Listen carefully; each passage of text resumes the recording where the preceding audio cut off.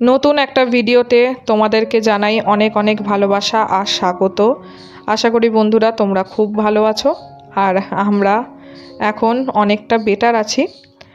তো যাই হোক, আজকে এই ভিডিওর মাধ্যমেই আমাদের জীবনের ঘটে যাওয়া ঘটনাগুলো তোমাদের সামনে তুলে ধরব। আর আজকের দিনটা ছিল আমার দাদার রেজিস্ট্রি। এই দিনটা পর্যন্ত আমাদের সমস্ত কিছুই ঠিকঠাক চলছিল।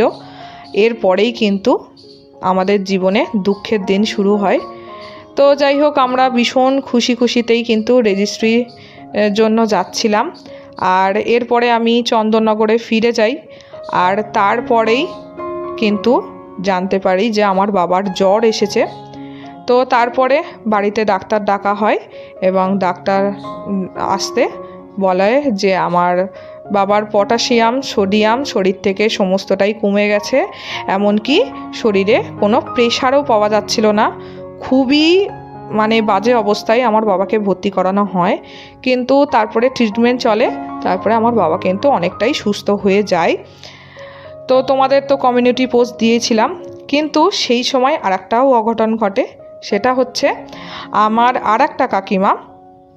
তো সেই কাকিমার কিন্তু এই 3-4 মাস যাবৎ তোমার হচ্ছে ব্রেন টিউমার ধরা পড়েছিল।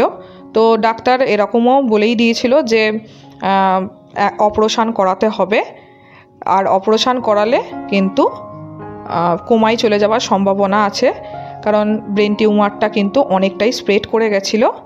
তো তাই জন্য আমার ভাই আমার কাকিমাকে হোমিওপ্যাথি ওষুধ চালাচ্ছিল আর কি।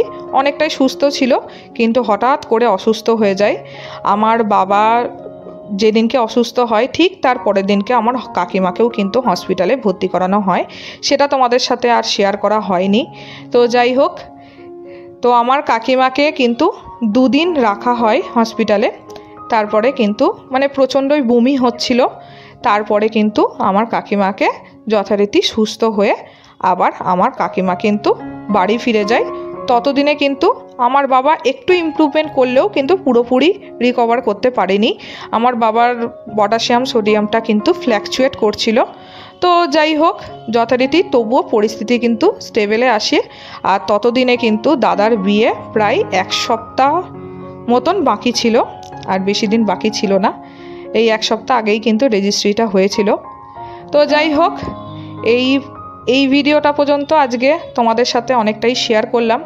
আর নেক্সট ভিডিওতে তোমাদের সাথে পুরো ঘটনাটাই শেয়ার করব কি হয়েছিল। তো আজকে এইটুকুনি পর্যন্তই তোমাদের সাথে শেয়ার করলাম। আর দেখতেই পাচ্ছ, রেজিস্ট্রির পরে আমরা মিষ্টি মুখ করেছিলাম, প্রচণ্ডই আনন্দে ছিলাম। আর 1 সপ্তাহের মধ্যে সব কিছু যে এইভাবে ওলটপালট হয়ে যাবে সেটা আমরা কখনো কল্পনাতেও ভাবতে পারিনি। তো যাই হোক, যেটুকুনি কপালে আছে সেটুকুনি তো ভোগ করতেই হবে। আমাদের হাতে কিছু করার থাকে না, শুধু আমরা পরিস্থিতিরই শিকার হয়ে যাই। তো যাই হোক, নেক্সট ব্লগে তোমাদের সাথে দেখা হচ্ছে। তোমরা ভালো থেকো, সুস্থ থেকো।